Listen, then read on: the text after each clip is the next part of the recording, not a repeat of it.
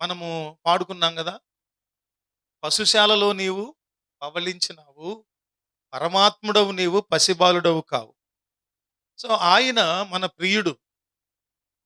ఈరోజు పరమగీతాల పుస్తకంలో నుంచి, కావ్య పుస్తకంలో నుంచి 5వ అధ్యాయం 9వ వచనంలో ఉన్నటువంటి వచనాలను మనం చదువుకుందాం. 5:9లో ఆహ్, స్త్రీలలో అధిక సుందరివగుదానా, వేరు ప్రియుని కన్నా నీ ప్రియుని విశేషమేమి? నీవు మా చేత ప్రమాణము చేయించుకొనుటకు వేరు ప్రియుని కన్నా నీ ప్రియుని విశేషమేమి అనే ప్రశ్న. ఏమిటి నీ ప్రియునిలో విశేషం ఏమిటి అని అసలు ప్రియునిలో విశేషం చెప్పటానికి ముందస్తు కారణాలు 2 చెప్పారు. వ్యాఖ్యాతలు ఏమంటారంటే ఎవరడిగారు సంఘాన్ని ప్రశ్న అంటే చెలికత్తెలు అడిగారు. చెలికత్తెలంటే తోటి వాళ్ళు. చెలికత్తెలు ఎందుకుంటారు? రాణివాసంలో యువరాణి దగ్గర, రాణి గారికి దగ్గర చెలికత్తెలు ఎందుకుంటారంటే అన్ని అవసరతలు తీరుస్తారు. వారికి సపరిచర్యలు చేస్తారు. ఎంటర్‌టైన్‌మెంట్ అంటే ఎంటర్‌టైన్‌మెంట్ ఏంటి? వాళ్ళకి కాలక్షేపానికి ఆటలాడతారు, పాటలు పాడతారు, అన్నీ చేస్తారు.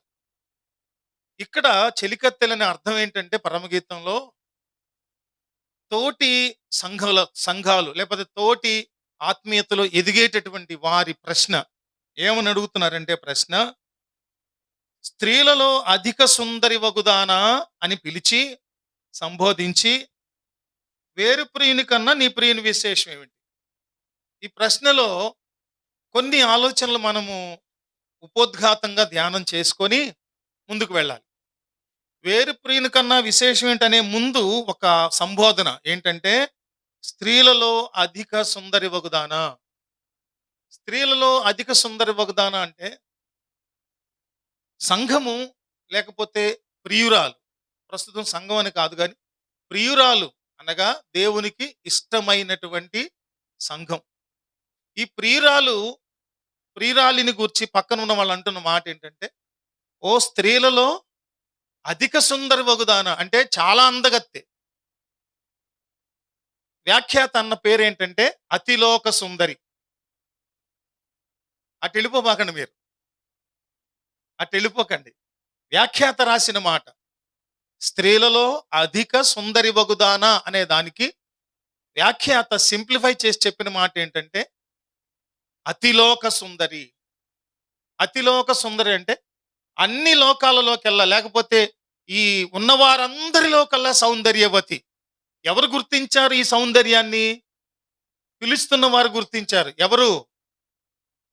తోటి సంఘం లేకపోతే చెలికత్తెలు, అసిస్టెంట్స్. వీళ్ళు గుర్తించారు. ఎలా గుర్తిస్తారు? చెలికత్తెలు దేనిని బట్టి అధిక సుందరివి అని గుర్తిస్తారు? కంపేర్ చేసుకొనా? చూసారు. చూస్తే చాలా అందంగా కనపడుతుంది. వాళ్ళకంటే అందంగా కనపడుతుంది. వాళ్ళు చుట్టుపక్కల చూసిన వారందరికంటే అందంగా కనపడుతూ ఉంది. వారు ఏమి గమనించారో, ఏ అందాన్ని వారి కన్నులారా అనుభవపూర్వకంగా చూసారో, వారు సంబోధిస్తున్నారు. స్త్రీలలో అధిక సుందరి వగుదానా. స్త్రీలకున్న మైనస్ గుణం ఏంటంటే, ఎదటి వారి అందాన్ని, గొప్పతనాన్ని పొగడటానికి ఇష్టపడరు. యూనివర్సల్ ఫ్యాక్ట్ అది. మీరేమన్నా అనుకోండి. స్త్రీలు ఎదుటి స్త్రీని ఆ! ఘనపరచటం గాని, గొప్ప చేయటం గాని, ఆ అందాన్ని అభివర్ణించడం గాని చెయ్యరు. చెయ్యలేరు. వారికి సహజమైనటువంటి అహం ఉంటుంది. అడ్డొస్తది. చెప్పలేరు. కానీ ఈ తోటి సహోదరిలో, చెలికత్తెలో చెప్తున్న మాట సంబోధిస్తున్నారు. ఏమన్నారంటే, స్త్రీలలో అధిక సుందరి వగుదానా. వారికంటే సౌందర్యం. వారు చూచిన వారికంటే సౌందర్యం. ఓ సౌందర్యవతి. ఇంకొకటేంటంటే, వారు గ్రహించిందేంటంటే, ఈవిడ సౌందర్యము అతిలోక సుందరిగా అభివర్ణించబడిన సౌందర్యము ప్రియుడు మెచ్చుకున్న సౌందర్యం. చెప్పండి ఏంటది? వింటున్నారా? ప్రియుడు మెచ్చుకున్న సౌందర్యం. ప్రియుడు ఎంత అందగాడో, ప్రియుని సౌందర్యం ఎంత గొప్పదో, అంత గొప్పదైన సౌందర్యాన్ని కోరతాడు ప్రియురాల్లో. కొంతమంది ఈ రోజుల్లో విమర్శించేటటువంటి వారు ఏమంటున్నారంటే, అది ఒక భూత పుస్తకం. మీ తల్లినో, చెల్లినో ఆ పుస్తకం చదవమనండి పరమగీతాలు అని సవాళ్లు విసురుతున్నారు. ఈ లోకస్తులు ఆత్మ సంబంధమైన సంగతులను వివేచింపలేరు. వారి ఆలోచన విధానం ఎటువంటిదంటే కుచ్చితమైనది. ఎటువంటిదంటే సూక్ష్మమైనది. విశాల దృక్పథం ఉన్నవారు కాదు. ఆత్మ సంబంధమైన సంగతులు అవగాహనకు రావు వాళ్ళకి. వేల సంవత్సరాలుగా వారిలో కొన్ని ఆచార, వ్యవహార, కర్మకాండపు పద్ధతులు హృదయాలలో రిజిస్టర్ అయిపోయి వాటి నుంచి లోతైన ఆత్మ సంబంధమైన సంగతులు అర్థం కావు. మాట్లాడే ముందు ఆ సంగతులను గూర్చిన అవగాహన సంపాదించుకొని మాట్లాడితే చాలా బావుంటుంది. ఎప్పుడైతే వారు ఈ సంగతులను గూర్చిన ఆత్మ సంబంధమైన లోతైన సంగతులను గూర్చిన అవగాహన కలుగుతుందో అసలు మాట్లాడలేరు కదా! అవగాహన లేనందువల్ల వారికున్న పరిమితమైన జ్ఞానంతో అర్థం కాని సంగతులను వెంటనే కొన్ని స్టేట్మెంట్స్ ఇచ్చేస్తా ఉన్నారు అర్థం కాని సంగతుల మీద. మనకు అర్థం కాని సంగతుల మీద స్టేట్మెంట్లు ఇచ్చేటప్పుడు తప్పులే చెబుతాం. అర్థం కాని సంగతులను గూర్చి స్టేట్మెంట్లు ఇవ్వాలంటే తప్పే చెబుతాం. సబ్జెక్ట్ తెలియని వారిని లెసన్ చెప్పమంటే తప్పులే చెప్తారు. సైన్సోడు సోషల్ చెప్పమంటే, సోషలోళ్ళు సైన్స్ చెప్పమంటే, ఇంజినీరింగ్ సబ్జెక్ట్ తెలిసిన వాడిని తీసుకొచ్చి ఆ! ఇంజినీరింగ్ తెలిసిన ఇంగ్లీష్ చెప్పమంటే, లేకపోతే ఇట్లాంటియన్నీ సెట్ కావు. అందుకని ప్రియుని సౌందర్యమును చూచిన వాళ్ళు, ప్రియుని యొక్క ఆత్మ సౌందర్యములో ఉన్నటువంటి ఆ గొప్పదైనటువంటి సౌందర్యాన్ని చూసిన వాళ్ళు, అతిలోక సుందరివైన ఓ సంఘమా లేకపోతే షోలమ్మితి, వేరు ప్రియునిలో కంటే నీ ప్రియునిలో విశేషం ఏమిటి అని ఈ సంబోధన స్త్రీలలో అధిక సుందరి వగుదానా అని. అంటే ఇక్కడ మేడ్ ఫర్ ఈచ్ అదర్ అనే గుణాన్ని సహవాసంలో ఉన్న చుట్టుపక్కల ఉన్నటువంటి చెలికత్తెలు అన్నబడేటటువంటి తోటి సంఘము గమనిస్తుంది. వీరిద్దరూ ఒకరికొకరు తయారు చేయబడినట్లుగా ఉన్నారని మేడ్ ఫర్ ఈచ్ అదర్. ప్రియుడు ప్రియురాలు మెచ్చేటంత సౌందర్యం ప్రియురాల్లో ఉంది. ప్రియుడు మెచ్చేటంత సౌందర్యం. అందుకని స్త్రీలలో అధిక సుందరి వగుదాన. ఇంకొకటి ఏంటంటే ప్రియుని గూర్చినటువంటి స్వభావాలు, ప్రియునిలో ఉన్న సౌందర్యానికి హేతువైన స్వభావాలు, కారణాలు వీటన్నిటినీ ఈ ప్రియురాలు స్టడీ చేసేసింది, గమనించేసింది, అర్థం చేసేసుకుంది. తెలియని వారిని అడుగుతామా? తెలియని వారిని అడుగుతామా? ముఖ్యమంత్రి నారా చంద్రబాబు నాయుడు గురించో, మాజీ ముఖ్యమంత్రి జగన్ గారి గురించో, మీ భర్త ఎటువంటి వాడు అని ఎవరిని అడుగుతాం? వాళ్ళ ఆవిడని అడుగుతాం. ఈయన భార్య పేరేంటి? భారతీనా? భారతమ్మ. ఆయన భార్య పేరు భువనేశ్వరి. వాళ్ళని అడిగితే మా ఆయన ఏంటో చెప్తారు. మా ఆయనలో ఎంత ప్రేమ ఉంటుందో చెప్తారు. ఈవిని అడిగితే, ఆయనని అడిగితే.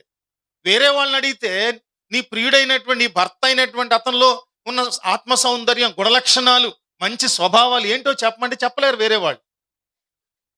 వాళ్ళని ఎందుకు ఉదాహరణగా చెప్పానంటే మనకు పరిచయం లేనోళ్ళు కాబట్టి. తోటి సంఘాలు ప్రశ్నిస్తున్నాయి. వాళ్ళకు తెలుసు ఈ ప్రియురాలికి ప్రియునిలో ఉన్న స్వభావం ఏంటో. అది తెలుసని మనకెలా తెలుసు? ప్రియురాలికి, స్త్రీలలో అధిక సుందరి అయినటువంటి ప్రియురాలికి వ్యాఖ్యాత చెప్పాడే ఏమని? ఏం పేరు? గట్టిగా చెప్పండి. అతిలోక సుందరి అని చెప్పాడు వ్యాఖ్యాత. అంటే అందరికంటే సౌందర్యం అసలు ఎక్కడి నుంచి వచ్చింది ఈ ప్రియురాలికి సౌందర్యం? ప్రియునిలోంచే వచ్చింది. బయట నుంచి వస్తే ఇంత అందంగా ఉండేది కాదు. చాలాసార్లు అందమైన భార్యాభర్తలు పెళ్లి చేస్తే వాళ్ళ దగ్గర నుంచి తల్లిదండ్రులు, అటు తల్లిదండ్రులు, ఇటు తల్లిదండ్రులు ఇంకా అందమైన పిల్లలు పుడతారని ఎక్స్పెక్ట్ చేస్తారు కదా. కానీ అలా కాకుండా ఎక్కడో మూలంలో తాతలు ముత్తాతలు లాంటి నల్లగా వికృతంగా ఎట్లాగో పుట్టారనుకోండి, అందరికి ఆశ్చర్యమే.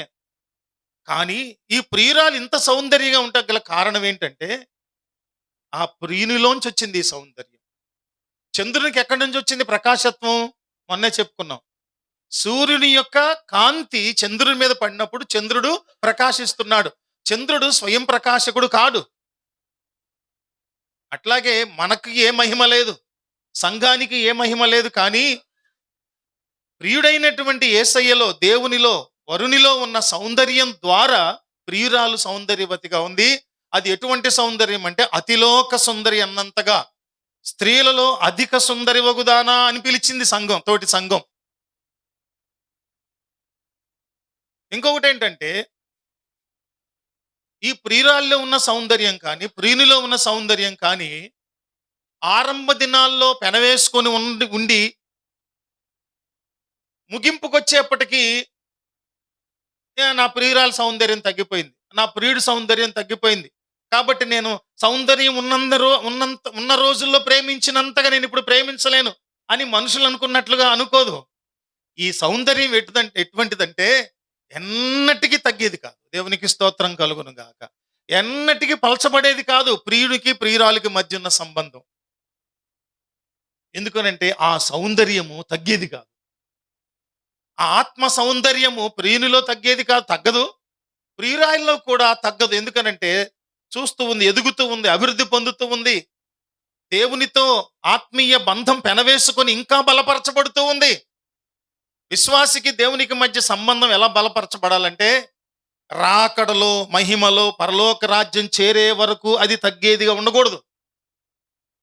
ఆ బంధము, అనుబంధం, సంబంధం అది దినదినం దేవునితో మరింత లోతుగా ఎదగాలే కానీ తగ్గటానికి వీల్లేదు. సంవత్సరాంతానికి వచ్చాం, చివరి వారానికి వచ్చాం. మనం వచ్చినప్పుడు రక్షింపబడిన తొలిటి దినాల్లో దేవునితో మనకున్న అనుబంధం, ప్రేమ, ఆప్యాయతలు, అనురాగాలు, దేవుని కొరకు ఏదైనా చేసేయాలనేటటువంటి తపన, ఇవన్నీ ఏమైపోయినాయి?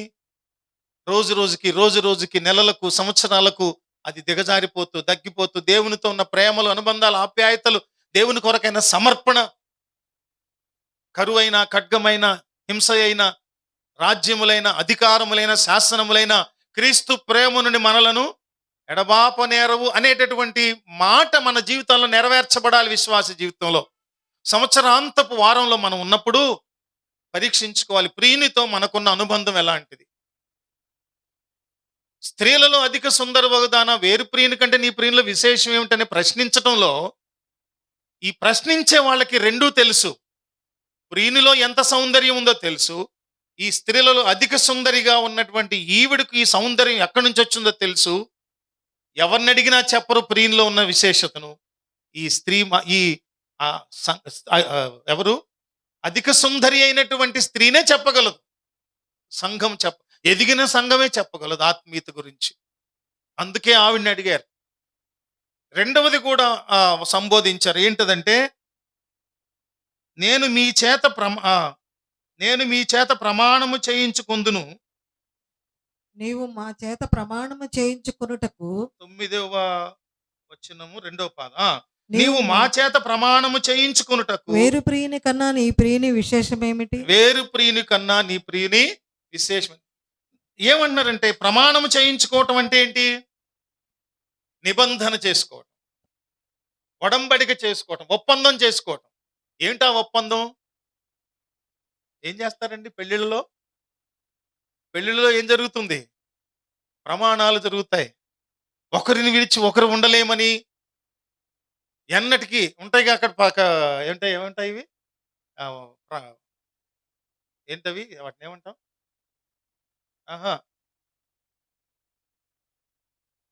ప్రమాణాలు చేస్తారు కదండి. ఆ ప్రమాణాలలో ఉంటాయి, ఏమని ఉంటాయి? ఇది మొదలుకొని నా జీవితకాలం వరకు, కరువైనను, లేకపోతే శ్రమ అయినను, చివరికి మరణమైనను, ఇవన్నీ చెప్తుంటే ఇక్కడ కూర్చున్న వాళ్ళ వివాహ దినాలు గుర్తొచ్చి, పైగానేమో వాళ్ళ భార్యాభర్తలు ఒకచోటే ఉండటం, ఒకళ్ళనొకళ్ళు చూసుకోవటం, ఇవన్నీ కొంచెం సున్నితమైన విషయాలు, చాలా సంతోషకరమైన విషయాలు. ఈ రోజుల్లోనండి ఉన్నటువంటి పరిస్థితుల దృష్ట్యా దంపతులుగా ఉన్నవారు లాంగ్ టైం సస్టైన్ అవ్వటం చాలా కష్టమైపోయింది దినాలు ఇప్పుడు. అటువంటి రోజుల్లో దాంపత్య జీవితంలో దశాబ్దాలు దశాబ్దాలు చక్కగా కలిసి వెళుతున్నారంటే కారణం ఏంటంటే దేవునిలో ఉన్న ఆ ఆత్మీయ సౌందర్యం ఈ దాంపత్య జీవితంలో ఉన్నందువల్ల వీరు ఆ ప్రేమ బంధం చేత బంధించబడి కొనసాగుతూ ఉన్నారు దేవుని ప్రేమలో. దేవునికి మహిమ కలుగును గాక. అందువల్ల రెండవది ఏంటంటే ప్రమాణం చేయించుకుంటున్నాము, ఒప్పందం చేయించుకుంటున్నాము. నీ ప్రియుల విశేషం ఏంటో చెప్పు. నువ్వు చెప్పగలవు. నీకు నీ ప్రియునికి మధ్య ఏముంది? ఒక ఒడంబడిక ఉంది, ఒప్పందం ఉంది, వాగ్దానం ఉంది, ప్రమాణం ఉంది. చెప్పు అని అడిగితే అక్కడి నుంచి చెప్తూ ఉన్నది. నా ప్రియుడు ఇంకొకటి ధవలవర్ణుడు. ఏంటంటే ఇంకొకటి ఏంటంటే ప్రియునిలో ఉన్నటువంటి ఆత్మీయ సౌందర్యాన్ని జాగ్రత్తగా అర్థం చేసుకోవాలి. ప్రియునిలో ఉన్నటువంటి ఆత్మీయ సౌందర్యాన్ని చూసినటువంటి స్త్రీలలో అధిక సుందరి అయినటువంటి ఆత్మీయతలు ఎదిగినటువంటి సంఘము ఎన్నటికీ మరచిపోలేనంత అనుభూతిని పొందింది ప్రియునిలోంచి. ఏంటంట? ఒకసారి 2వ అధ్యాయం 5వ వచనం చూడండి. 2:5 పరమగీతములు 2:5. ప్రేమాతిశయము చేత 4 అతడు నన్ను విందుశాలకు తోడుకొని పోయెను, నా నా మీద మీద ప్రేమను ధ్వజముగా ఎత్తెను. ఎత్తెను, ప్రేమాతిశయము చేత నేను మూర్ఛిల్లుచున్నాను. ద్రాక్ష ద్రాక్ష పండ్ల అడలు పెట్టి నన్ను బలపరచుడి, జల్దరు పండ్లు పెట్టి నన్ను ఆదరించుడి. ఎందుకు ఈ మాట అంటుందంటే ఆ ప్రియుని చూసినప్పుడు, ప్రియుని ప్రేమ లోతును చూసినప్పుడు తట్టుకోలేక మూర్ఛిల్లి పడిపోయిందండి. మూర్ఛిల్లిపోతుంది, కళ్ళు తిరిగిపోతున్నాయి, తన వశంలో లేకుండా పోతా ఉంది, అపస్మారక స్థితిలోకి వెళ్ళిపోతుంది. అంతే. భక్తుడు కూడా ప్రకటన పుస్తకంలో 1వ అధ్యాయం 17వ వచనంలో ఆయన ముఖమును చూచినప్పుడు, మహిమను చూచినప్పుడు చచ్చిన వాని వల్ల ఆయన పాదముల యొద్ద పడిపోయాను అంటాడు. అనుభవం. ఆత్మ చేత కొనుపోబడ్డాడు ఆయన పరలోక రాజ్యమునకు. ఆ దర్శనములన్నీ కూడా చూసి రాయి అని చెప్పారు. ఇక్కడ కూడా ప్రేమను ధ్వజముగా ఎత్తాడు, జెండాగా ఎత్తితే ఆ ప్రేమను చూసి, ఆ ప్రేమ లోతును చూసి ఈ ప్రియురాలైనటువంటి షోలమ్మెతి సంఘము ఏమైపోయిందంట? మూర్ఛిల్లిపోతుందంట. అంటే కంట్రోల్ తప్పిపోతా ఉంది. అంటే అర్థం ఏంటంటే తనను పరిపూర్ణంగా వశం చేసుకునేటంత ప్రేమ యేసయ్య ప్రేమ, ప్రియుడైన యేసయ్య ప్రేమ. దేవునికి మహిమ కలుగును గాక. మనలను తన వశములోనికి తీసుకొని పోగలిగినంత ప్రేమ. అప్పుడు అడుగుతుంది, నేను మూర్ఛిల్లిపోతున్నాను, బలహీనం అయిపోతున్నాను, కాబట్టి మీరు ఏం చేస్తారంటే ఎండు ద్రాక్ష కాయలు తీసుకురండి నా కోసం. ఎండు ద్రాక్ష కాయలు. ఎండు ద్రాక్ష కాయలు చాలా బలం, తెలుసా మీకు? ఎండు ద్రాక్ష పళ్ళు ఎలా ఉంటాయి? చాలా బలం అంట, తెలుసా మీకు? చాలా బలం అంట ఎండు ద్రాక్ష కాయ. డ్రై ఫ్రూట్, డ్రై గ్రేప్స్ అన్నమాట. రెండవది ఏంటంటే ఏమంటుంది? ఏం ఫలాలు పెట్టమంటుంది? జల్దరు పండ్లు జల్దరు పండ్లు అంటే యాపిల్ ఫ్రూట్స్ పెట్టమంటుంది. ఎండు ద్రాక్షలు, యాపిల్స్ పెట్టండి నాకు.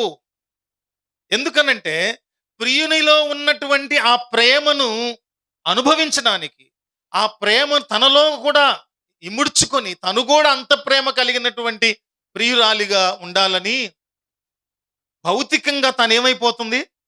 మూర్ఛిల్లిపోతా ఉంది. తను దేవుని వశమైపోయింది, తన వశంలో తను లేదు.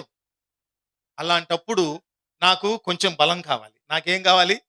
బలం కావాలి. ఏమంటే దేవుని ప్రేమను బట్టి మూర్ఛిల్లే ఆత్మీయ అనుభవం, ఎదుగుదలలోకి మనం ఉండాలి. అప్పుడు అడుగుతుంది, నాకు బలం కావాలి, ఐ నీడ్ స్ట్రెంగ్త్. ఏంటది? ఎండు ద్రాక్షలు, యాపిల్స్. ఈ రెండిటితో నాకు బలం ఎంత బలం కావాలి తెలుసా? నాకు ప్రేమను అనుభవించడానికి, ఆ ప్రేమను ప్రకటించడానికి. చూసిన వారికి అర్థమైపోద్ది. అదే విషయాన్ని మనం చూసినప్పుడు కీర్తనలు పుస్తకం 84వ కీర్తన 2వ వచనం కూడా చూడండి. 84:2.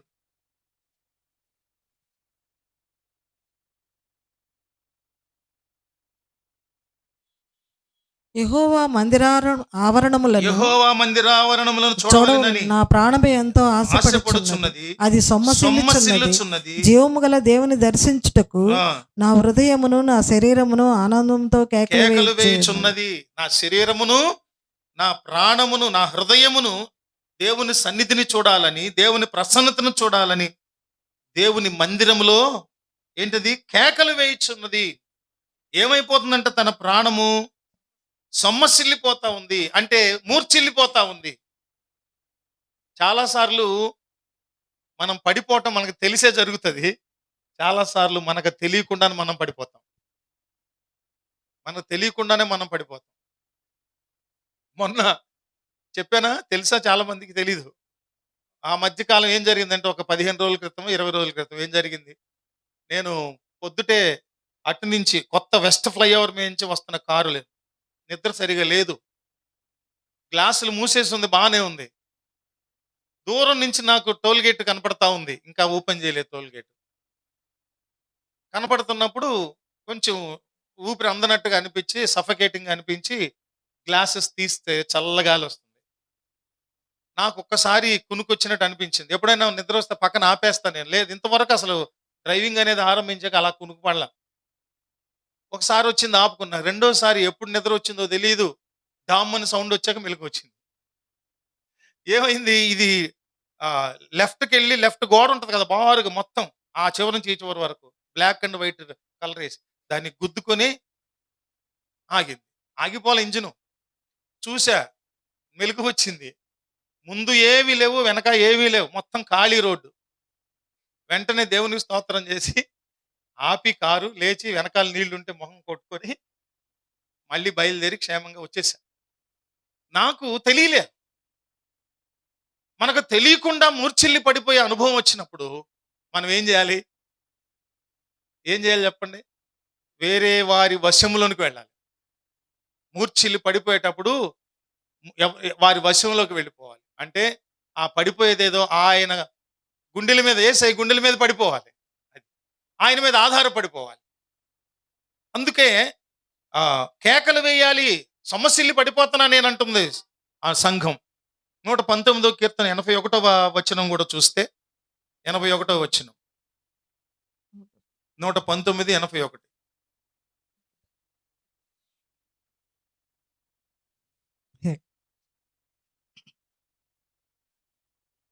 ఈ రక్షణ కొరకు నా ప్రాణము సొమ్మసిల్లుచున్నది, నేను నీ వాక్యము మీద ఆశ పెట్టుకుని. సొమ్మసిల్లిపోయే అనుభవం ఎవరికి ఉంటుందంటే, అతిలోక సుందరి అయిన సంఘానికి, అంటే అధిక సుందరి అయిన సంఘానికి, అంటే ఆత్మీయంగా అధికమైన ఎదుగుదలలో ఉన్న సంఘానికి ఆ అనుభవం ఉంటుంది.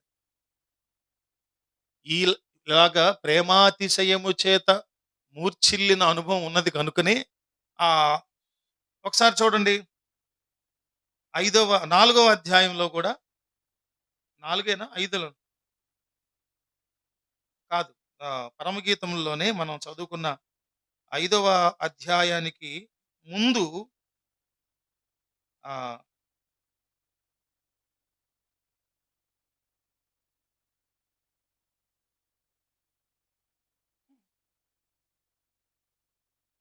దానికి ముందున్నటువంటి వచనం చూడండి.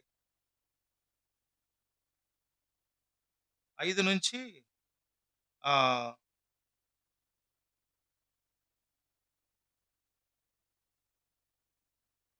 5వ అధ్యాయంలో 8వ వచనం చూడండి. 8, నా ప్రియుడు మీకు కనబడిన ఎడల, యెరూషలేము కుమార్తెలారా, నా ప్రియుడు మీకు కనబడిన ఎడల. యెరూషలేము కుమార్తెలంటే వేరే సంఘపు వారికి చెబుతూ, నా ప్రియుడు మీకు కనబడిన ఎడల ప్రేమాతిశయము చేత నీ ప్రియురాలు మూర్ఛిల్లినని మీరు అతనికి తెలియజేయనట్లు. నీ ప్రియురాలు ఏమైపోయిందంట? మూర్ఛిల్లుతుందయ్యా. అంటే ఏంటంటే, నీవు చూపించినటువంటి ప్రేమకు తాళలేక ఏమైపోతుంది? మూర్ఛిల్లిపడు. అంత అనుభవపూర్వకంగా దేవుని ప్రేమలో జీవిస్తున్న సంఘం, అంత అనుభవపూర్వకంగా ప్రేమలో జీవిస్తున్నది కాబట్టే మిగిలినటువంటి యెరూషలేము కుమార్తెలందరికంటే కూడా ప్రేమాతిశయము చేత మూర్ఛిల్లే అనుభవంలో షూలమితి ఉంది. ఇప్పుడు బాలుడైనటువంటి యేసయ్యను ఆ పశువుల పాకలో చూసినప్పుడు ఎంత సుందరుడో, ఎంత సుందరుడో, ఎంత ప్రకాశమానంగా వెలుగుతున్నటువంటి బాలుడు ఆయన. బాలుడే కాదు, విశ్వమంతా కూడా వ్యాపించి ఉన్నవాడు. మనం ధ్యానం చేశాం, దైవత్వము యొక్క సర్వ పరిపూర్ణత శరీరముగా క్రీస్తునందు నివసించుచున్నది. ఆ బాలునిలో దేవుని గుణలక్షణాలన్నీ కూడా ఇమిడి ఉన్నాయని మనం ధ్యానం చేశాం. యెరూషలేము కుమార్తెలారా, నా ప్రియుడు మీకు కనపడితే చెప్పండి, నేను ప్రేమాతిశయం చేత ఏమైపోతున్నాను, మూర్ఛిల్లుతున్నాను అని మీరు అతను తెలియచేయండి. నేను మీ చేత ప్రమాణం చేపించాను. ఈ మాటలు మనం గమనించినప్పుడు ఆ ప్రియుడైనటువంటి యేసయ్యలో ఉన్న గుణలక్షణాలు ఏమిటి? యేసయ్యలో ఉన్న గుణలక్షణాలు మనము ఒక కొన్ని సంగతులు మనం చూసుకొని, ఎందుకంట అసలు ఇవి తెలుసుకోవటం ఎందుకు? ప్రియునిలో ఉన్నటువంటి సౌందర్యం ఎటువంటి సౌందర్యం? మూర్ఛిల్లి పడిపోయేటంతటి సౌందర్యం. ఎందుకు తెలుసుకోవటం అంటే, ఆ మూర్ఛిల్లి పడిపోయేటంత సౌందర్యాన్ని ఎందుకు తెలుసుకోవాలంటే, ఆ సౌందర్యాన్ని ఎదటి వారికి చెప్పడానికి. యేసయ్యలో ప్రియుడైనటువంటి క్రీస్తు వారిలో ఉన్న ఆ ప్రేమను లోకానికి చాటడానికి. ఒకసారి చూడండి, మీరు దాన్ని బలపరిచేటటువంటి, ఎందుకు ప్రియునిలో ఉన్నటువంటి ఆ సౌందర్యాన్ని మనం తెలుసుకోవాలి? ఎంతటి ప్రేమ అంటే, మూర్ఛిల్లేటంతటి ప్రేమను ఎందుకు తెలుసుకోవాలి అంటే, ఆ పేతురు మొదటి పత్రిక 3వ అధ్యాయము 15-16 వచనాల్లో చూస్తే చదవండి. 15-16 15 నిర్మలమైన మనస్సాక్షి గలవారై మీలో ఉన్న నిరీక్షణను గూర్చి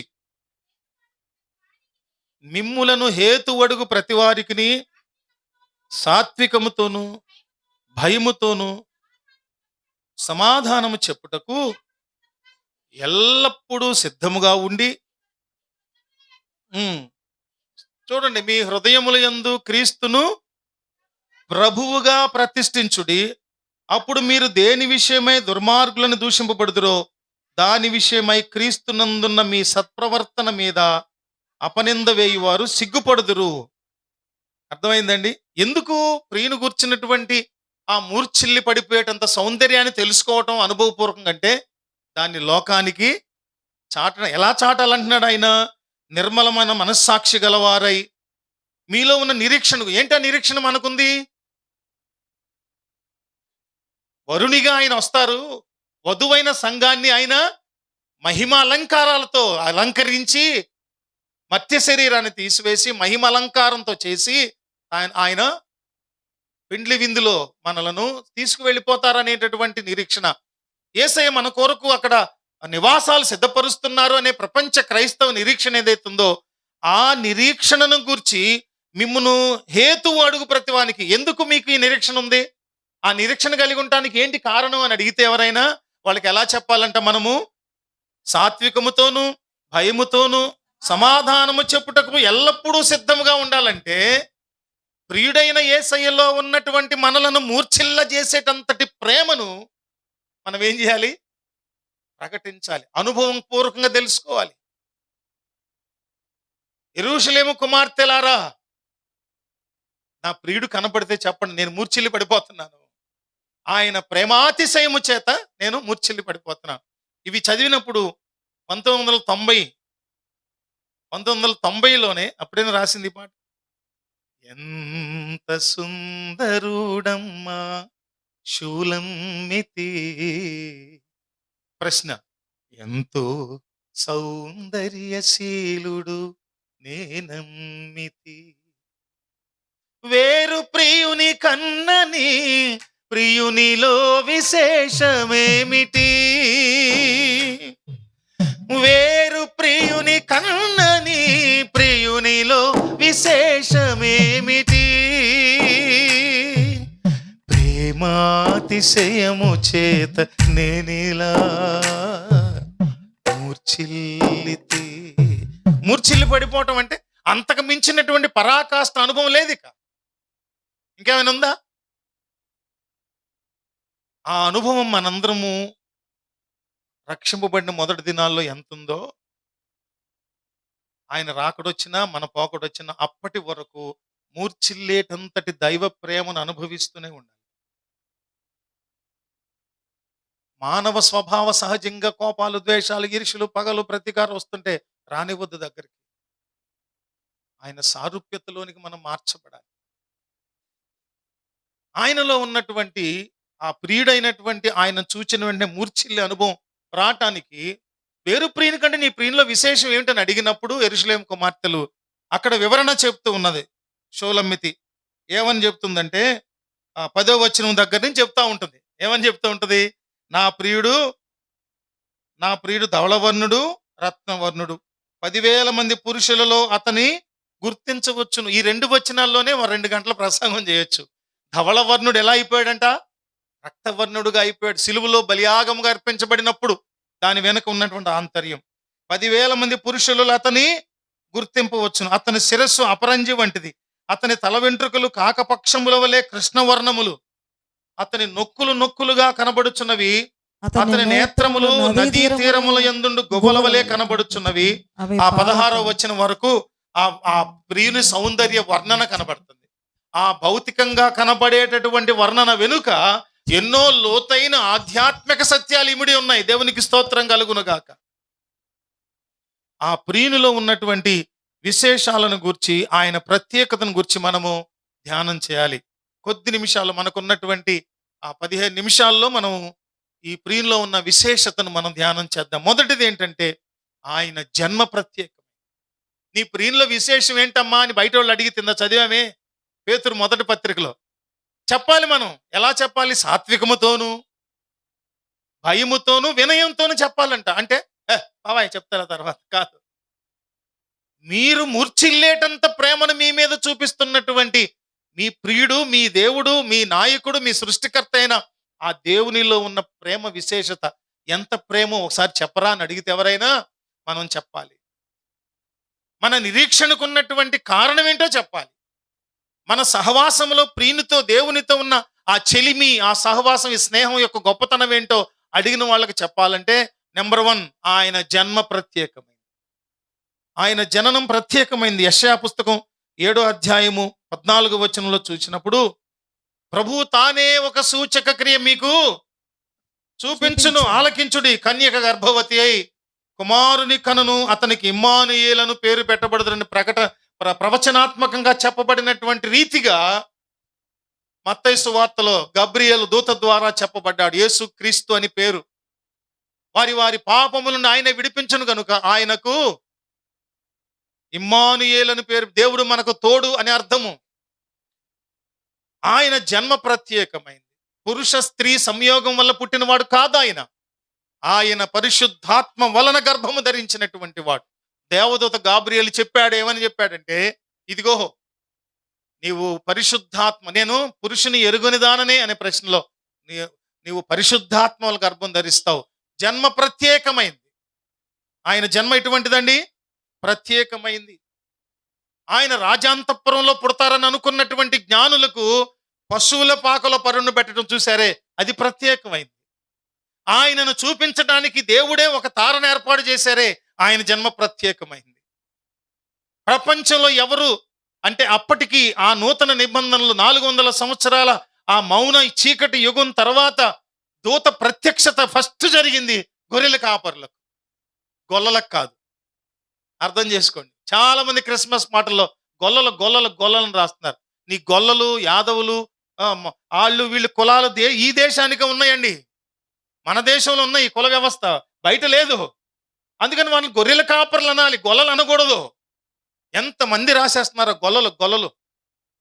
ఒక ఆయన అన్నారు, మిమ్మల్ని నేను ఆదర్శంగా ఎంచుకుంటున్నానన్న మంచి రైటర్ మీరు నాకు ఆదర్శం అని ఒక పాట గొల్లలని రాశారు. రాసిన తర్వాత గొల్లలని రాస్తాం కరెక్ట్ కాదనంటే, ఇది శుభోదయం క్రీస్తు జన్మదినం. అక్కడ గొల్లలు జ్ఞానులు ఆనాడు ప్రణమిల్లిరి భయభక్తి. గొల్లలని అప్పుడే రాశారు కదా మనం చిన్నపిల్లలప్పుడే, కాబట్టి తప్పు కాదు. అంటే తప్పు రాసేస్తే ముందోళ్ళు రాసేస్తే కరెక్ట్ అయిపోతాయా? ఈ రోజున సంఘానికి నేర్పినటువంటి పనికి మాలిన అలవాట్లు చాలా మంది పాత రోజుల్లో నేర్పారు. అదే సమయంలో చాలా మంచి పద్ధతులు నేర్పారు పూర్వీకులైన సేవకులు, సువార్థికులు, అందరూ కూడా నాయకులు. సంఘాన్ని చాలా చాలా చాలా పాడు చేసే లక్షణాలు నేర్పేశారు, అలవాట్లు. అందుకని యేసయ్య జననంలో ప్రత్యేకత, జన్మలో ప్రత్యేకత. ఆయన ఆయన జీవితం అంతట్లో కూడా గమనించినప్పుడు పరిశుద్ధునిగా జీవించాడు. మనుషుల మధ్యలోనికి వచ్చి పరిశుద్ధుడైన మనిషిగా జీవించడం ఎలాగో నేర్పించాడు ఆయన క్రియల ద్వారా. అందుకని ప్రవచనాల నెరవేర్పు జరిగింది. గబ్రియేలు దూత చెప్పినట్లుగా ఆయన జన్మ పరిశుద్ధమైనది. ప్రజలను వారి వారి పాపముల నుండి ఆయన విడిపించడం కొరకు ప్రత్యేకంగా ఒక ఉద్దేశం చొప్పున నరావతారిగా, ఇన్కార్నేషన్ అని నరావతారిగా ఆయన జన్మించారు. యేసుక్రీస్తు నామధేయునిగా ఆయన జన్మ ప్రత్యేకమైంది. అందుకే నా ప్రియునిలో విశేషత ఏమిటని చెబుతుంది. నా ప్రియుడు ధవళవర్ణుడు, రత్నవర్ణుడు, 10,000 మందిలో నేను అతను గుర్తించగలను. ఎవరు పొందనటువంటి జన్మ యేసయ్య జన్మ, ప్రత్యేకమైన జన్మ. రెండవది, ఆయన జీవితం ప్రత్యేకమైంది. పరిశుద్ధుడుగా, పాపమంటనటువంటి వానిగా జీవించాడు యేసయ్య. హెబ్రీ పత్రిక 4:15 హెబ్రీ పత్రిక 4:15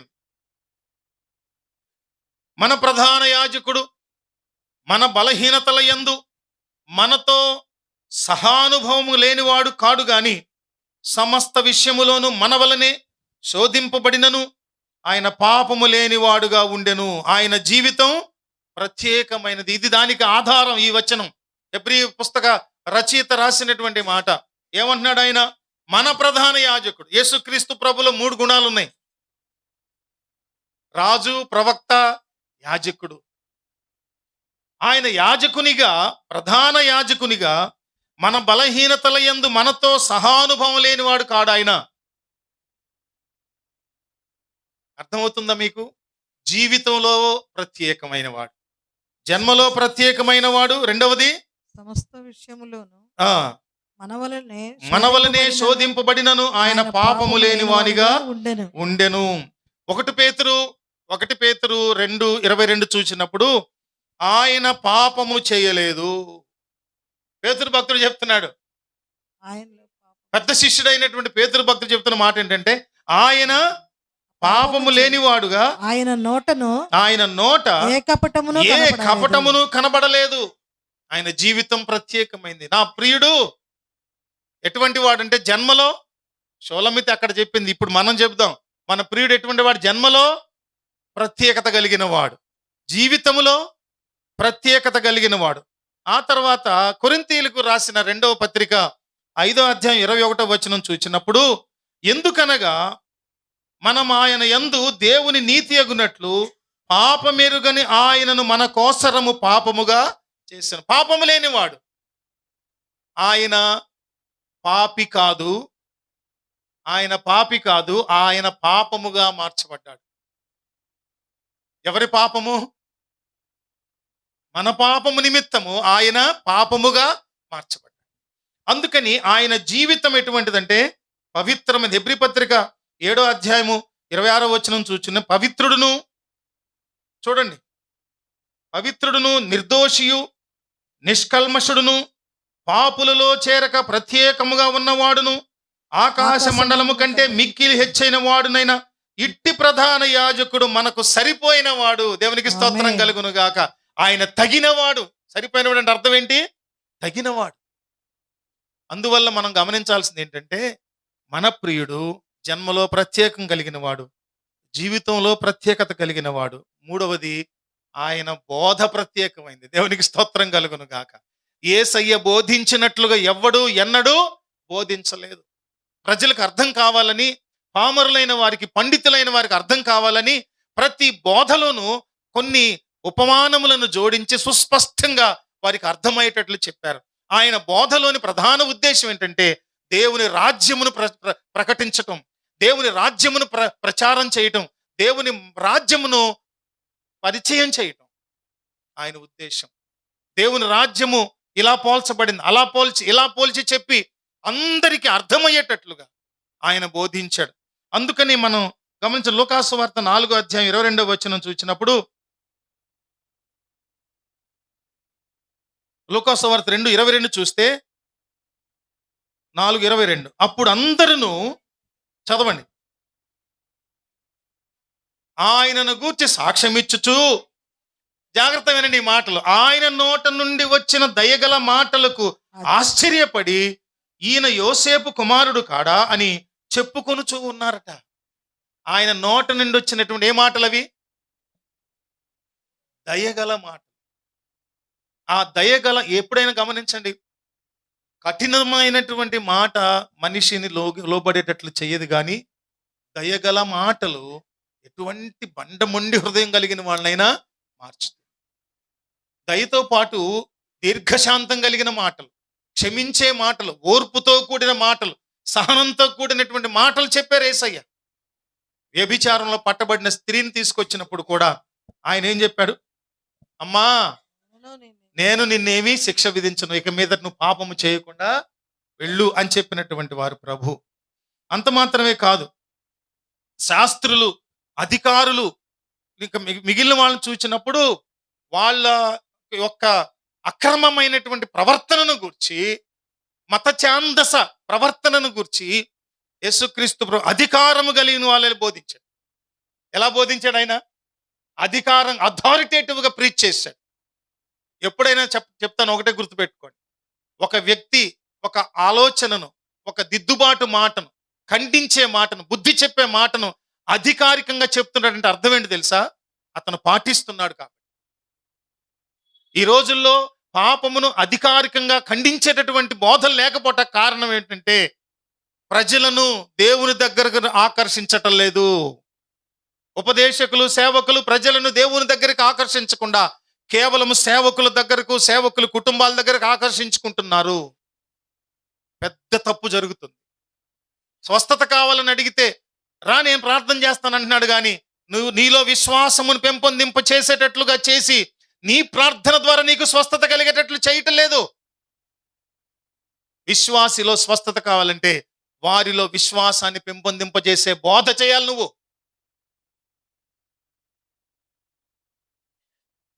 అధికారం కలిగిన వారి వలె ఆయన బోధించాడు. అందుకనే ఆయన బోధకు ఆశ్చర్యపడ్డారట. ఆయనే బోధకుడు, ఆయన వలె బోధించిన వాడు ఎవడును లేడు. అది బోధ అంటే. పేతురు భక్తుడు కూడా బోధ చేశాడు. అంతకుముందు వీళ్ళు స్వస్థత చేయలేకపోయిన వాళ్ళు కదా, శిష్యులు ఫెయిల్ అయిపోయారు స్వస్థత చేయటానికి కొన్ని చోట్ల. అదే ఫెయిల్ అయిన వాడు, బొంకినటువంటి పేతురే, మేడగదిలో అపోస్తలుల కార్యం 2వ అధ్యాయం మేడగదిలో పెంతెకొస్తు పండుగ దినాన దేవుని వాగ్దానాత్మక పరిశుద్ధాత్మ దేవుని అగ్నినాలుకలుగా వాళ్ళ మీద దింపినప్పుడు వాళ్ళ ఆత్మచేత నింపబడి భాషలు మాట్లాడుతూ శక్తి పొందుకున్నారు, బలం పొందుకున్నారు. ఆ బలం పొందుకున్న తర్వాత వాళ్ళు ఉన్న పిరిగితనం, దుడుకుతనం, అబద్ధపు బ్రతుకు పోయింది. వాళ్ళందరూ కూడా లేచి నిలబడి ప్రసంగం చేస్తే పేతురు భక్తుని ప్రసంగానికి అనేకుల హృదయాలలో వాక్కు గుచ్చబడి వాళ్ళందరూ కూడా రక్షణానుభవంలోనికి వచ్చి మారు మనసు పొంది బాప్తిస్మం పొందారు. 5,000 మంది, 7,000 మంది, 10,000, 3,000 మంది, 5,000 మంది, 10,000 మంది రక్షింపబడి సంఘములో చేర్చబడ్డారు. దేవునికి మహిమ కలుగును గాక. ఒక దైవజనుడు అంటారు, ఒక వ్యక్తి ప్రసంగం చేస్తే 10,000 మంది రక్షించబడితే ఈ రోజున 10,000 మంది వాక్యం చెప్తే, బోధిస్తే ఒక్కళ్ళు రక్షించబడలేదు అన్నారు. నిజమే, రాబోయే రోజుల్లో అవే పరిణామాలు జరుగుతాయని నేను అనుకుంటూ ఉన్నా. అంతేకాదు చెప్పండి, ఒకటి ఆయన జన్మ ప్రత్యేకమైన, ఆయన జీవితము, ఆయన బోధ, ఆయన అద్భుతాలు ప్రత్యేకమైన. ఆయన చేసిన అద్భుతాలు ఏమేం చేశారంటే సృష్టి మీద చేశారు అద్భుతాలు. ఏం చేశారు? సృష్టి మీద. ఎప్పుడు చేశారు? గలిలయ సముద్రం మీద శిష్యులందరూ కలిసి ఆ పడవ మీద అవతలకి వెళ్తున్నారు. ఎక్కడికి? గెరాసేనుల దేశానికి వెళ్తారు. అవతలకి వెళ్తే అక్కడ సేనాదయం పట్టినటువంటి వాళ్ళలోంచి దయ్యాలు వెళ్ళగొట్టబడే ముందు ఆ యేసుక్రీస్తు ప్రభువారు ఆ పడవ అమరమున నిద్రిస్తున్నప్పుడు గాలి తుఫాను వచ్చినప్పుడు, ప్రభు నీకు చింత లేదా, మేము నశించిపోతున్నాం అన్నారు అల్ప బుద్ధితో. సాక్షాత్తు సృష్టిని నిర్మించిన, సృష్టిని శాసించగలిగిన, సృష్టిని పోషించగలిగిన మహా మేధావి అయిన, మహాజ్ఞాని అయిన దేవుడని వారికి అర్థం కాల. అప్పుడు లేచి గాలిని గద్దించారు. దెబ్బకి ప్రకృతి నిమ్మళమైపోయింది. ఆ తర్వాత ఆయనకి రోగాల మీద అధికారం. వేటి మీద అధికారం చెప్పండి? రోగాల మీద అధికారం, రోగముల మీద అధికారం. ఆయన తాకితే రక్తస్రావ రోగం కలిగిన స్త్రీ అంగి అంచును తాగితే ఆవిడ రక్తధార కట్టింది. పాడిన ముట్టితే దెబ్బకు లేచాడు, అవునా కాదా? గుడ్డి వారికి కళ్ళు, పక్షవాయు రోగం కలిగిన వారికి కాళ్ళు. ఇట్లాగా ఆయన రోగముల మీద ఏం కలిగిన వాడు? అధికారం కలిగిన వాడు. రెండవది దయ్యముల మీద అధికారం కలిగిన. ఇందాక అనుకున్నాగా సేనా దయ్యాన్ని వదిలించి ఆ దయ్యాలన్నీ ఎందులోకి పోయినాయి? పందుల్లోకి పోయి అవన్నీ ప్రపాతంలో కలిసిపోయినాయి. ఆ తర్వాత దయ్యముల మీద అధికారం. చివరికి ఆయన మహా గొప్ప దేవుడు అనటానికి ఆయన ఆ మరణము మీద అధికారం కలిగిన వాడు. దేవునికి స్తోత్రం కలుగును గాక. మరణముపై అధికారం. ఏం చేశారు? కలువరి సిలువలో మరణపు బలాన్ని నిర్వీర్యం చేసేసాడు. ఏం చేశాడండి? మరణమును మరణింపజేశాడు. మరణము యొక్క బలము కలిగిన వాడు ఎవరంటే ఎవడు? సాతాను వాడు, అపవాది. ఆ మరణము యొక్క బలం కలిగిన వాడి బలాన్ని నిర్వీర్యం చేశాడు దేవుడు. దేవునికి స్తోత్రం కలుగును గాక. అందుకే క్రైస్తవుడు మరణం అంటే, చావు అంటే భయపడకూడదు. అమ్మో నాకు ఇది చచ్చిపోతానేమో, ఈ భయం ఉండకూడదు. మరణ భయము, మరణ బలము కలిగిన వాడిని జయించినటువంటి వాడు. లాజరుని పిలిచాడు ఆయన అధికారంతో. రా బయటికి రా. లాజరు అంటే దెబ్బకి డీకంపోజ్ అయిపోతున్నాడు. 4వ రోజు అయిపోయింది అప్పటికే. దెబ్బకి బయటకు వచ్చాడు. ప్రేత వస్త్రాలతో లేచి బయటకు వచ్చాడు. ఆ విధంగా ఆయన మరణము మీద అధికారం కలిగిన వాడు. ఇంకొకటి ఏంటి తెలుసా? మనుషుల హృదయాల మీద అధికారం కలిగిన, మనుషుల హృదయాల మీద అధికారం కలిగిన వాడు. బండ మొండి హృదయాలనైనా సరే ఆయన తన మాట చేత, తన మహత్తు కలిగిన మాట చేత ఆ హృదయాలను విడిపించినటువంటి వాడు. 4వది, ఆయన ఏం ప్రత్యేకత? అది ఆయన అద్భుతాలు ప్రత్యేకమైనవి. తర్వాత 5వది చూసినప్పుడు ఆయన మరణం ప్రత్యేకమైంది. ఆయన మరణం ప్రత్యేకమైంది. బందిపోటు దొంగలకు విధించవలసిన రీతిగా ఆయన శిక్ష అనుభవింపచేశారు ఆయన్ని. అటు ఒక దొంగ, ఇటు ఒక దొంగ, మధ్యలో యేసయ్యను పెట్టారు. దొంగలను, గజ దొంగలను శిక్ష విధించినట్లుగా శిలువ మరణానికి యేసయ్యను అప్పగించారు. ఆయన మరణం ప్రత్యేకమైంది. ప్రవచన నెరవేర్పుగా గొల్గొతా కొండ మీద ఆకాశానికి భూమికి మధ్య 3 మేకుల ఆధారంగా వేలాడాడు యేసయ్య. ఆయన మరణం ప్రత్యేకమైంది. అంతేకాదు ప్రవక్తలు ప్రవచించినట్లుగా, అంతేకాదు ఆయన మరణమే కాదు, ఆయన సమాధి కూడా ప్రత్యేకమైంది. ఆయన కొరకు తొలిపించిన సమాధి కాదు అది. అరిమతీయ యోసేపు అనేటటువంటి వేరే సన్హెద్రిన్ సభ సభ్యుడు ఆయన సమాధిని ఈయనకిచ్చాడు. తీరా చూస్తే ఆ సమాధి తిరిగి మరలా ఖాళీ చేయబడి, ఆ సమాధిలో ఆయన లేరు. ప్రపంచవ్యాప్తంగా కోట్ల మంది ప్రజలు ఈ రోజున వాస్తవంగా యేసయ్య సమాధిలో పెట్టబడిన ఆ సమాధి తెరవబడి ఉండటం చూస్తున్నారు కోట్ల మంది ఈ రోజున. దేవునికి స్తోత్రం కలుగునుగా. ఇక్కడ ఉన్నారు జెరూసలేం వెళ్ళి చూసి వచ్చిన వాళ్ళు, స్వరూప అండ్ ఫ్యామిలీ, జెరూసలేం కదా. మీ ఎక్స్పీరియన్స్ ఇప్పుడు మొట్టమొదటిసారి జెరూసలేంలో అలా కాలు మోపినప్పుడు ఒళ్ళు జలదరించింది కదా.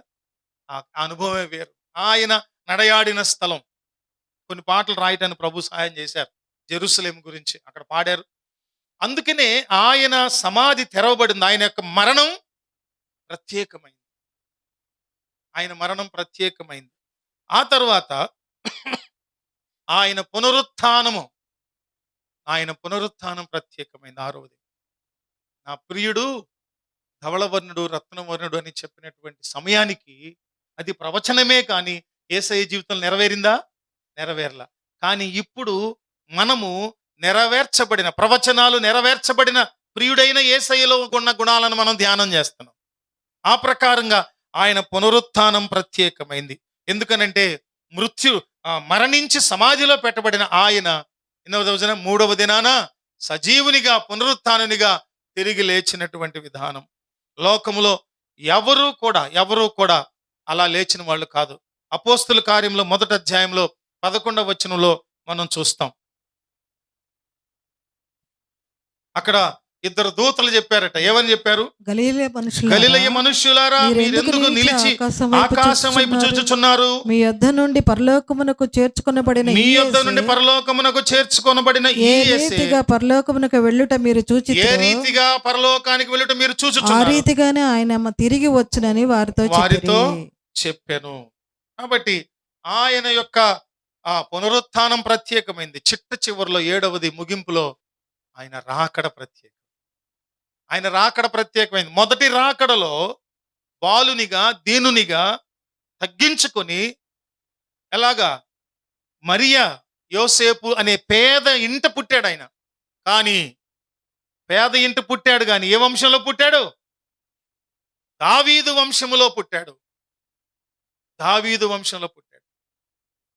నేను మొన్న చెప్పాను, ఆ దినాలలో ప్రపంచవ్యాప్తంగా యూదులు బహునిష్ఠాగరిష్ఠులైనటువంటి, ప్రపంచం అంతటి చేత శ్లాఘించబడే నిష్ఠ కలిగినటువంటి వారిగా పేరు. ఇప్పటికీ కూడా వారి నిష్ఠాగరిష్టత ఎవరికీ సమానం కాదు. అంత నిష్ఠగా ఉండేటటువంటి యూదులు ఉన్నారే, ఆ వంశంలో పుట్టుకొచ్చినటువంటి వారు యేసయ్య. అటువంటి ప్రభువు ఆయన రాకడ, మొదటిగా వచ్చిన రాకడ. ఇప్పుడు రెండవసారి ఎలా వస్తాడంటే ఆయన రాజుగా వస్తాడు. ఇంకోటి ఎలా వస్తాడు? యూదా గోత్రపు సింహముగా వస్తాడు ఆయన రెండోసారి వచ్చేటప్పుడు. అదే తిరిగి వచ్చేటటువంటి రాకడ కూడా ప్రత్యేకమైంది. ప్రకటన పుస్తకం 20 అధ్యాయం 6 వచనం. ప్రకటన పుస్తకం 20 అధ్యాయం 6 వచనం. ఈ మొదటి పునరుత్థానములో పాలు గలవారు ధన్యులను, పరిశుద్ధులను ఇంద్రిట్టి వారి మీద రెండవ మరణమునకు అధికారం. వీరు దేవునికిని క్రీస్తుకును యాజకులై క్రీస్తుతో కూడా 1000 సంవత్సరములు రాజ్యములు చేయుదురు. తెస్సలోనికి రాసిన మొదటి పత్రిక 4, 16, 18 వచనాల్లో మనందరికి సుపరిచితమైన మాట. తీసుకెళ్ళి ఎప్పుడు చదువుతామంటే అంతిమ యాత్రలో చదువుతాం. ఆర్భాటముతోను ప్రధాన దూత శబ్దముతోను దేవుని బూరతోను పరలోకము నుండి ప్రభువు దిగివచ్చును.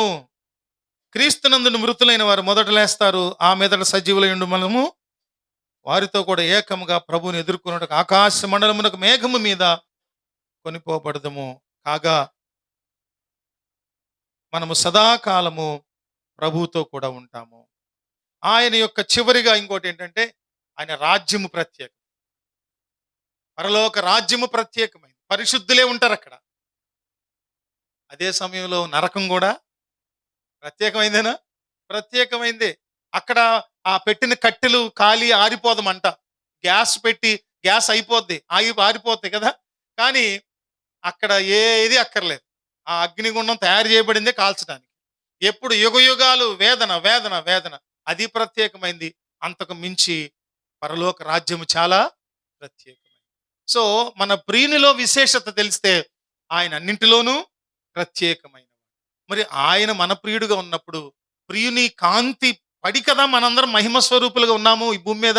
దేవుడు మనల్ని మహింపరిచాడు. యోహాను సువార్త 17 ఆయన ప్రార్థన చేస్తారే, నీవు నన్ను ఏ మహిమతో మహింపరిచావో నిన్ను నమ్మిన వీళ్ళందరిని కూడా అదే మహిమతో నీవు మహింపరిచావు కనుక ఈ మహిమ లోకానికి చాట.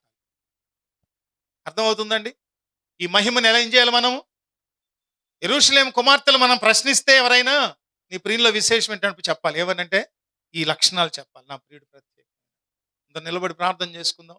ఒక 5 నిమిషాల సమయం ఎక్కువైంది. ప్రార్థన చేసుకుందాం. ప్రార్థన. తమ్ముడు కమలాకర్ వచ్చి ప్రార్థన చేయండి.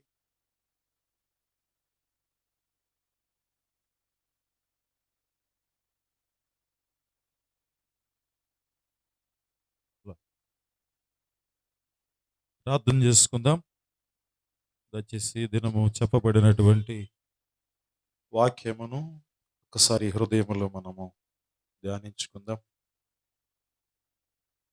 పరమగీతాల గ్రంథములో మరి సొలొమోను రాసినటువంటి ఆ పరమగీతాల గ్రంథములో మరి షోలమీతి ఏ విధంగా మరి నా ప్రియుడు ధవలవర్ణుడు రత్నవర్ణుడు 10,000లో అతి శ్రేష్ఠుడని సెలవిచ్చిన రీతిగా ఈ దినము కూడా ఒక ప్రత్యేకించబడినటువంటి ఒక సంఘంగా మనం సిద్ధపడదాం. పరిశుద్ధుడా, ప్రేమ కలిగిన తండ్రి, మీ ఘనమైన నామమును బట్టి స్తుతులు స్తోత్రాలు చెల్లిస్తున్నాం ప్రభువా. ఈ సంవత్సరమునకు చివరి ఆదివారం అనగా పునరుద్ధాన దినమును మీరు మాకు అనుగ్రహించి శ్రేష్టమైన సంగతులను మేము తెలుసుకోవడానికి సహాయం అనుగ్రహించిన దేవానికి స్తోత్రాలు. ఈ శబ్దయంత్రము ద్వారా అలాగే నాయన ఈ యొక్క ప్రభువా వీడియోస్ ద్వారా వెళుచు నాయన వాక్యము అనేకమైన హృదయాల్లో అద్భుతమైన కార్యములు ప్రభువా మీరు జరిగించమని ప్రార్థన చేస్తున్నాం.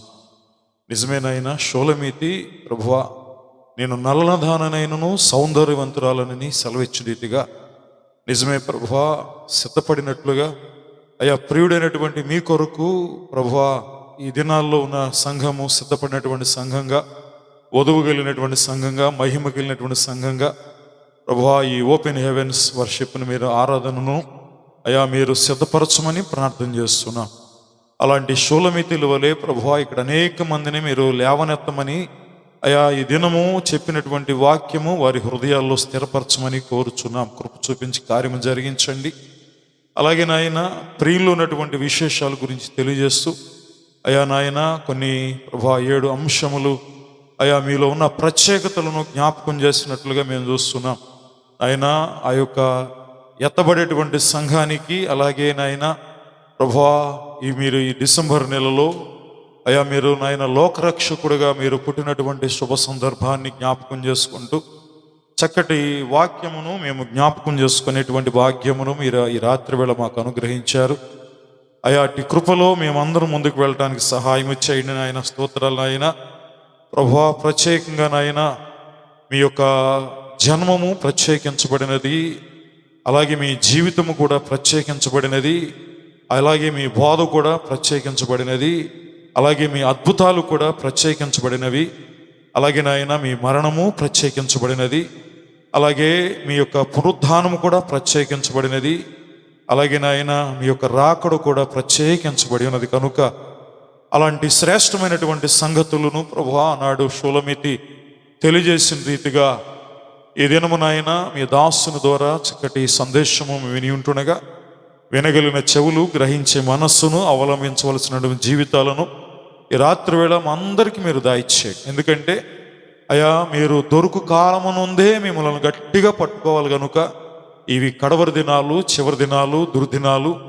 ఎవరిని మిరింగుదనని గర్జించు సింహవలే ప్రభువా సాతానుడు వాడు తిరుగుచుంటుండగా అయా మేమందరము ప్రత్యేకించబడినటువంటి వారముగా, మీరు ప్రత్యేకించబడిన దేవుడవు, నేను పరిశుద్ధుడు కనుక మీరును పరిశుద్ధులై ఉండాలని మీరు సెలవిచ్చారు కనుక మీ యొక్క జీవితము ఒక మాదిరిగా ఈ రాత్రి వేళ మేమందరము కలిగి ముందుకు వెళ్ళడానికి సహాయము చేయమని ప్రార్థన చేస్తున్నాం. ఎందుకంటే ప్రభువా మీ విషయమై మాలో అయా తారతమ్యాలు లేవు. పెద్దవారని, గనులని, లేకపోతే డబ్బు కలిగినటువంటి వారని లేదు. కనుక ప్రభువా మీరు సామాన్యులుగా ప్రభువా లోకరక్షకుడుగా మీరు జన్మించారు కనుక దావీదు పట్టణమునందు నేడు మీ కొరకు రక్షకుడు పుట్టాడని మీరు సెలవిచ్చారు.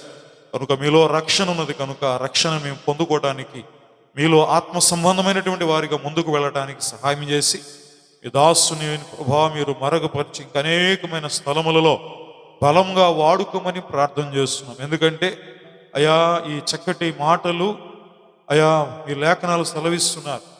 ప్రభువా నాయన పందులు ఎదుట ముత్యములను వెదజల్లొద్దని సెలవిచ్చిన రీతిగా అలాంటి స్థితిలో ఈ రాత్రి వేళ మేము ఉంటే మమ్మల్ని క్షమించండి. ఆ ముత్యములు మీ నాయన మీరు పైనున్న వాటిని వెదుకుడు కానీ భూ సంబంధమైనటువంటి వాటి వైపు చూడొద్దని కొలస్సీ రాసిన పత్రికలు సెలవిచ్చారు. మేము కూడా షూలమితి వలె ఆత్మ సంబంధమైన సౌందర్యము కలిగి అయా మీలో ముందుకు వెళ్ళేటువంటి భాగ్యమును మాకు దయచేసి మీరే మహిమ పొందమని ఆ ముత్యములను ప్రభువా మేము మీ దాసుడు నాయన వెదజల్లుచుంటుండగా వాటిని మా హృదయాల్లో స్థిరపరచుకొని నీరు కట్టి ఫలింపజేసి ఆత్మ సంబంధమైన బిడ్డలుగా ముందుకు వెళ్ళేటువంటి భాగ్యమును దాయిచ్యమని, అలాగే నాయన వినుచున్నటువంటి బిడ్డలందరినీ మీరు సిద్ధపరిచి మీరే ఘనత, మహిమ, ప్రభావములు ఆరోపించుకున్నామని ఈ చివరి దినాల్లో ఈ సంవత్సరానికి ముగింపులో మేము ఉంటుండగా నూతనమైన 2026 సంవత్సరములకు మమ్మల్ని అడుగు పెట్టుతుంటుండగా అయా దీర్ఘాయువు చేత మమ్మలను మీరు తృప్తిపరిచి అయా మీ దయను కిరీటింపగా ధరింపజేసి, అలాగే హబక్కుకు గ్రంథంలో మీరు రాస్తూ యెహోవా నీ వార్త విని నేను భయపడుచున్నాను అంటున్నాడు. ప్రభా ఈ దినము మీ వార్త విని మేము భయపడి గడగడాలాడుచు అయా మీ సన్నిధికి మేము వేగిరినే వచ్చి పాప స్వభావమును తీసివేసుకొని నవీన స్వభావం ఇదిగో పాతవి గతించను సమస్తము క్రొత్తవాయనని మీరు సెలవిచ్చారు. అలాంటి స్వభావము నూతనమైన దినాల్లో వాటిని మేము కలిగి ముందుకు వెళ్ళేటువంటి భాగ్యమును దయచేయమని యేసయ్య నామములో అడిగి వేడుకొనుచు ప్రార్థన చేస్తున్నాము తండ్రి. ఆమేన్. పరిశుద్ధపరచబడునుగాక, రాజ్యము వచ్చునుగాక, నీ చిత్తము పరలోకమందు నెరవేర్చున్నట్లు భూమి యందును నెరవేరునుగాక. మా అనుదిన ఆహారం నేడు మాకు దయచేయండి. మెడల అపరాధం చేసిన వారిని మేము క్షమించిన ప్రకారం మా అపరాధములను క్షమించు. మమ్మ శోధనలోనికి తేక దుష్టు నుంచి తప్పించు. రాజ్యము, శక్తి, మహిమ నిరంతరం నీవై ఉన్నవి. సృష్టికర్తయగు తండ్రి ప్రేమ, కుమారుడైన క్రీస్తు వారి కృప, పరిశుద్ధాత్మ దేవుని నిత్య అన్యోన్య సహవాసం కూడిన మనకును సకల పరిశుద్ధులకును సదాకాలము తోడై నడిపించి మహిమ పొందును. ఒకరికొకరు సమాధానం